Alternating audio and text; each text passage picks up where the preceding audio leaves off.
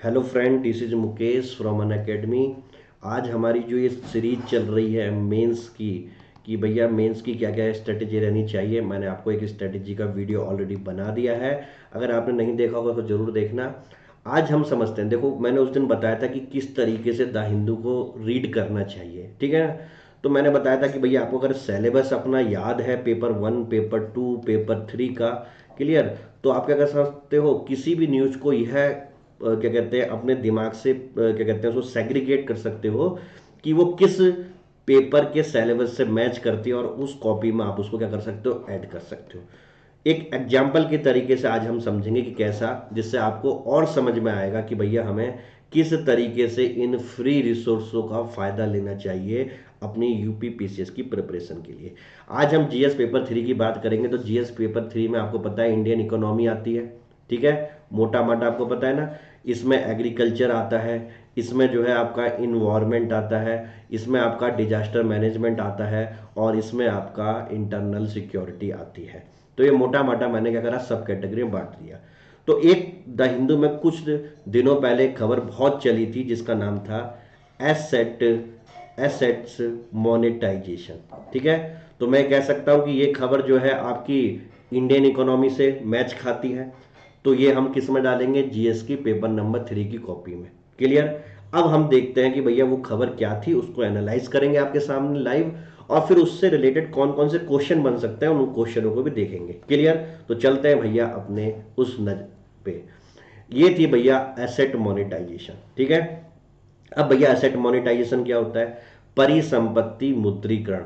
यानी कि for example अभी जो नीचे लिखा है उसे मत समझो, इसको देखो, ये गवर्नमेंट ऑफ इंडिया की कोई एक जमीन है जो खाली पड़ी हुई है, ठीक है। या आप देखो इंडियन रेलवे, आप देखते हो ये रेल की पटरी, उसके आसपास बहुत सारी जमीन है, और ये छोटी मोटी जमीन नहीं है। ये 47,000 जो है आपके हेक्टेयर, इतनी जमीन जो है हमारी खाली पड़ी हुई है इंडियन रेलवे की, जिसपे कुछ भी नहीं हो रहा है। तो अगर उसको हम क्या करें, आज मार्केट वैल्यू पे उसको किसी प्राइवेट प्लेयर को दे दें, या उसका डिसइन्वेस्टमेंट जैसा कुछ कर दें, तो वो क्या कहलाएगी घटना, एसेट मोनेटाइजेशन कहलाएगी। यानी कि यह जमीन भी नहीं, ये जमीन से आगे भी देखो, कोई लैंड, कोई बिल्डिंग, ठीक है ना, या कोई बहुत बड़ी मशीनरी, या कोई पुराना कारखाना जो क्या हो गया है, बंद हो रखा है, या अपनी कैपेसिटी का फुल्ली यूटिलाइजेशन नहीं कर पा रहा है, और वो एसेट खाली की खाली ऐसे पड़ी हुई है। तो अगर आज मैं उसे मार्केट में लेके आता हूं, तो उस घटना को क्या बोलते हैं, एसेट मोनेटाइजेशन।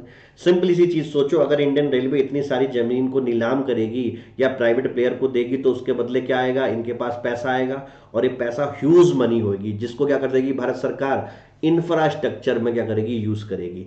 तो भारत को अब किसी विदेश के देश से या किसी विदेशी संस्थान से जो है उधार की जरूरत नहीं है। हम अपनी ही संपत्ति को, जो हमारी यूटिलाइज नहीं होती थी, जो खाली बेकार पड़ी हैं, उनको क्या कर रहे हैं, मार्केट में निकालेंगे, और उनसे जो पैसा आएगा उसको क्या करेंगे, इंफ्रास्ट्रक्चर में लगाएंगे। तो इस घटना को क्या बोलते हैं, asset monetization.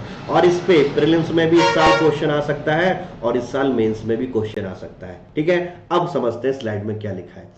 Asset monetization involve creation of the new source of revenue by unlocking the value of hitherto unutilized और underutilized public asset। सरकार की वह संपत्तियां, वह एसेट जो क्या है, बहुत ही अंडर यूटिलाइज हो रहा है, जिनका जिनका यूटिलाइजेशन अभी तक नहीं हुआ, यानी अनयूटिलाइज है, अगर उनसे भी अगर हम पैसा कमाते हैं तो इसको क्या कहते हैं, एसेट मोनेटाइजेशन कहते हैं, क्लियर। जैसे सरकार की बहुत सारी लैंड्स हैं, बहुत सारी बिल्डिंग हैं, बहुत सारी ऑपरेशन एसेट हैं जो खाली ऐसी ही पड़ी हुई अनयूज, आज हम उनका यूज करने का समय आ चुका है, ठीक है।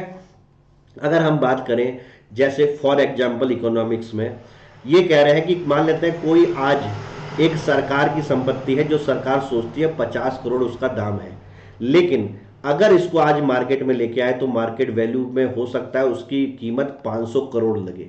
यानी कि जो 500 करोड़ आज जिसकी कीमत लग सकती है, उसको सरकार ने अपने खाते में केवल 50 करोड़ की संपत्ति क्या कर रखा है, चढ़ा रखा है। अंडर यूटिलाइज एसेट है, समझ में आया, ये अपना पोटेंशियल प्राप्त नहीं कर पाई है। तो हो सकता है कि अगर हम इसका पोटेंशियल प्राप्त करना है तो इसको मार्केट पे लेके आए, और भैया इससे 500 करोड़ की क्या हो, इसकी वैल्यू हो। समझ में आया? अब ये वैल्यू कब होगी? जब आप उसको बेचोगे। नहीं तो भैया कोई भी आपका खेत है तो पुराना पड़ा हुआ है ना खेत, अब जब उसे बेचोगे तो मार्केट वैल्यू पे बेचोगे, नहीं बेचोगे। तो यही सरकार के साथ भी है, बहुत सारी जमीन पड़ी हुई है जो अंडर यूटिलाइज है या अनयूटिलाइज है। समझ में आया? तो 50 करोड़ की संपत्ति जो भी हमें लग रही है, हो सकता है आज उसका पोटेंशियल 500 करोड़ कमाने का हो। ठीक है ना? क्लियर? तो ये क्या है, एसेट मोनेटाइजेशन करना क्या है, बहुत जरूरी है। ये कोई भी कठिन चीज नहीं है, आप जरूर पढ़िए इसको। जैसे कि मैंने आपको पहले ही बताया, इंडियन रेलवे, इसके पास 47,000 हेक्टेयर, समझ में आया, ये क्या है, जमीन पड़ी हुई है। समझ में आया? जिसकी कोई वैल्यू नहीं है। वैल्यू मतलब अब हम उसे यूटिलाइज नहीं कर रहे तो कोई वैल्यू नहीं है। हो सकता है कि हम इसको प्राइवेट प्लेयर को दें तो भैया बहुत सारी फैक्ट्रियां बने, बहुत सारी फैक्ट्री बने तो बहुत सारा रोजगार आए, बहुत सारा रोजगार आएगा तो लोगों की पब्लिक स्पेंडिंग बढ़ेगी, डिमांड जनरेट होगी, डिमांड जनरेट होगी तो उतना ज़्यादा इंडस्ट्रियल प्रोडक्शन होगा, और इंडस्ट्रियल प्रोडक्शन होगा तो जीडीपी हमारी क्या होगी, ग्रोथ होगी। समझ में आया? और पैसा हमने कहीं बाहर उधार से मांगा नहीं तो भैया हमें इंटरेस्ट देने की भी कोई दिक्कत नहीं है। हमारे घर की संपत्ति से हमारे पास क्या आ गया, पैसा आ गया। क्लियर? बेनिफिट क्या क्या हो सकता है इससे? आप सभी को पता है कि भारत जो है अपनी इकोनॉमी को, आपका 5 ट्रिलियन इकोनॉमी का टारगेट है हमारा 2024 तक। ठीक है? तो 2024-25 तक का जो हमारा 5 ट्रिलियन जो है इकोनॉमी का टारगेट है, ये कैसे पूरा होगा? तो भैया हमारा इंफ्रास्ट्रक्चर बहुत अच्छा होना चाहिए, हमारी जीडीपी की ग्रोथ एनुअली कम से कम 8% सस्टेन रहे। ये मैंने आपको इकोनॉमिक सर्वे में पढ़ा रखा है। तो इतना सारा इंफ्रास्ट्रक्चर कहाँ से लेके आएंगे, हमारे पास पैसा कहाँ से आएगा? तो ये हम एसेट मोनेटाइजेशन से जो पैसा आ रहा है ना, उसी को हम इंफ्रास्ट्रक्चर बनाने में लगा सकते हैं, जिससे हमारी इकोनॉमी ग्रो हो जाए। और ये अध्ययन भी किया गया था एशियन डेवलपमेंट बैंक के द्वारा। उसने बोला था कि जो एशिया में कंट्रीज हैं, वह उनको 2016 से लेकर 2030 तक अपने इंफ्रास्ट्रक्चर में कम से कम जो है 26 ट्रिलियन पैसा खर्च करना पड़ेगा, या अगर पर साल की बात करूं तो कम से कम 1.7 ट्रिलियन जो है पैसा खर्च करना पड़ेगा, तब जाके उनका इंफ्रास्ट्रक्चर बनेगा। और इतनी सारा पैसा कहां से आएगा? क्या हम उधार ले सकते हैं? बिल्कुल नहीं सकते, फिस्कल डेफिसिट बहुत ज्यादा हो जाएगा। हम क्या कर सकते हैं कि अपनी ही संपत्तियां जिनका मूल्य बहुत कम था या खाली बेकार पड़ी हैं, आज उनको मार्केट में क्या कर सकते हैं, बेच सकते हैं। समझ में आया? Clear? Since the government funding is limited and the bank have already burn their hand. आप बोलोगे सर कि बैंक क्या कर रही हैं? ये तो बैंक का काम है कि भैया क्या करना, प्राइवेट प्लेयर को लोन देना। अरे बैंक ऑलरेडी एनपीए से जूझ रही हैं, ऑलरेडी उन्होंने अपने हाथ जला लिए हैं। ठीक है? तो इतनी ह्यूज अमाउंट हम बैंक से एक्सपेक्ट नहीं कर सकते, इसमें सरकार को ही आना पड़ेगा। अब काफी बच्चों के दिमाग में आ रहा होगा कि सरकार अपनी संपत्ति को बेच रही है तो प्राइवेटाइजेशन कर रही है तो बहुत गलत चीज है। नहीं, सरकार अपनी उन संपत्ति को बेच रही है जो क्या थी, बेकार पड़ी हुई थी। यानी कि हमारा घर का जो एक खोटा सिक्का आज वो क्या है, चलने के लिए तैयार है। ठीक है ना? तो इसको प्राइवेटाइजेशन नहीं बोलेंगे। जो लोग समझते हैं कि ये प्राइवेटाइजेशन है, ये पूरा प्राइवेटाइजेशन नहीं है, सरकार का अभी भी रेगुलेशन रहेगा। ये उस चीज का प्राइवेटाइजेशन हो रहा है कि जो केवल बेकार पड़ी थी, जिनकी कोई वैल्यू नहीं है। समझ में आ गया? क्लियर? आगे देखो, एसेट मोनेटाइजेशन से क्या होगा भाई, जो भी पैसा आएगा हम अपनी इंफ्रास्ट्रक्चर में लगाएंगे, और वो इंफ्रास्ट्रक्चर से क्या होगा, और दुगना तिगना पैसा कमा के भारत सरकार के पास आएगा। क्लियर? तो ये केवल और केवल प्राइवेटाइजेशन के चश्मे से देखना क्या है, गलत है। क्लियर? फिर उसके आगे हम देखते हैं कि क्या क्या चैलेंजेस होंगे। सबसे बड़ा तो चैलेंज ये होगा कि बहुत ही सेंसिटिव डिसीजन मेकिंग प्रोसेस है। क्यों? क्योंकि आधे लोग तो ये सोचेंगे कि सब कुछ सरकार प्राइवेट के हाथों बेच रही है। सही सही है, सुन लो। तो लोगों को समझाना भी क्या होगा, बहुत बड़ा क्या होगा, चैलेंज होगा। क्योंकि हमारा जो वेलफेयर कंट्री का कॉन्सेप्ट है, समझ में आया, उसमें लोग बिल्कुल भी इस बात को नहीं पचा पाते हैं कि कोई भी चीज प्राइवेट हो। समझ में आ रहा है ना? तो ये सबसे बड़ा चैलेंज होगा।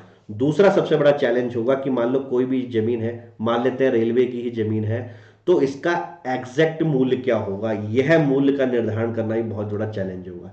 अब आप बोलोगे कि सर मूल्य का निर्धारण करना तो बहुत आसान है, उस समय जो सर्किल रेट चल रहा हो उसको गुणा भाग कर दो। अरे नहीं भाई, वो जमीन 5 साल बाद क्या वैल्यू रखेगी, 10 साल बाद क्या वैल्यू रखेगी, कितनी वो स्ट्रैटेजिक होल्डिंग रखती है, उसको भी आकलन करना पड़ेगा। अगर आपको बाजार मूल्य पे दे दिया, कल को वो जमीन क्या है, लाखों करोड़ों की बन गई, तो प्राइवेट प्लेयर को ज्यादा फायदा हो जाएगा, नहीं हो जाएगा? तो हमें अगर देना है तो उनको लॉन्ग टर्म का हमें वैल्यूएशन करना पड़ेगा। ठीक है? इस हिसाब से देखना पड़ेगा हमें। आगे देखते हैं। फिर उसके बाद जो है इसमें थोड़ा करप्शन का भी इशू आ सकता है। क्या कि अगर हो सकता है कि कोई पॉलिटिकल जो है प्रेशर आ जाए कि भैया ये जो है सरकारी जमीन की नीलामी हो रही है, उसमें कोई भी पॉलिटिशियन अपने ही जो है खुश अपने ही जो मतलब उनके जो लोग होते हैं जो उनको दिलाने के लिए कर सकता है, रात रात को नई कंपनी खुली उसने बोली लगा दी और उसी को दे दी। ऐसा नहीं होना चाहिए। यानी कि ये बहुत ही क्या होनी चाहिए, ट्रांसपेरेंट प्रोसेस होनी चाहिए। क्लियर? तो ये भी क्या होगा, बहुत बड़ा चैलेंज होगा। जो भी लोग बिड लगाएं वो एकदम ट्रांसपेरेंट होनी चाहिए और वो सभी लोगों को पता होनी चाहिए कि भैया इन्होंने कम बोली लगाई थी इसलिए ये चीज इनको दे दी जा रही है। इस तरीके की कम्पिटिटिव बिडिंग होनी चाहिए। कोल घोटाले की तरह कैसा नहीं होना चाहिए। तो वैल्यूएशन और कम्पिटिटिव बिडिंग कराना ये भी क्या है, बहुत बड़ा क्या रहेगा, चैलेंज रहेगा। समझ में आ गया? अब सॉल्यूशन क्या है? सॉल्यूशन सिंपल सा है कि इसको स्टेप बाय स्टेप करो। 4 स्टेप में आप कर सकते हो और ये सब द हिंदू के न्यूज़पेपर में आया था। सोचो कितना इंपॉर्टेंट है द हिंदू न्यूज़पेपर। हमने पूरा स्ट्रेटेजिक वे में पढ़ रहे हैं, पढ़े नहीं पढ़े। पहला वे क्या हो सकता है कि भैया सरकार को पॉलिसी फॉर्मुलेशन के लिए मोटिवेट करो। दूसरा क्या हो सकता है कि डिटेल एनालिसिस करो कि आपकी जो भी संपत्ति है उसका ऑपरेशन और फाइनेंशियल नीड क्या है, कितने रुपए में हम उनको देंगे।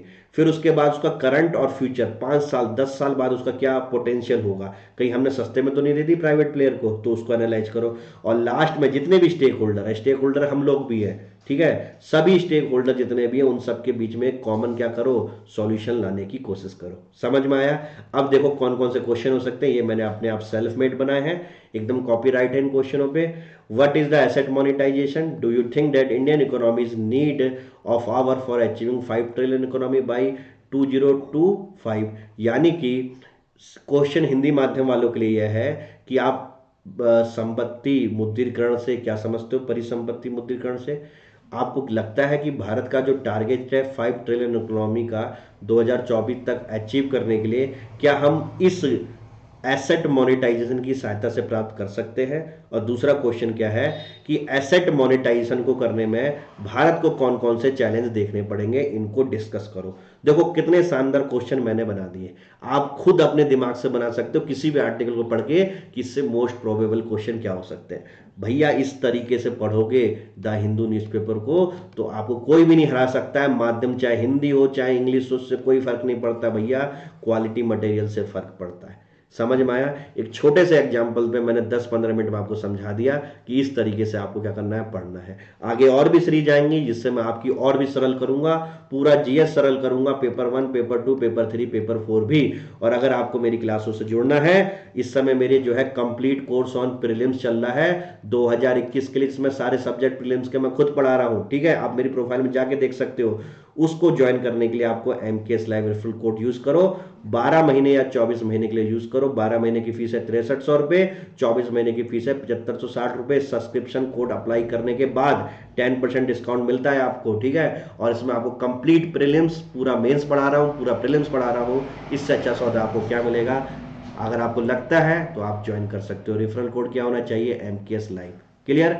and thank you very much for listening this nice explanation of the Hindu newspaper. Thank you very much. Have a good day and God bless you.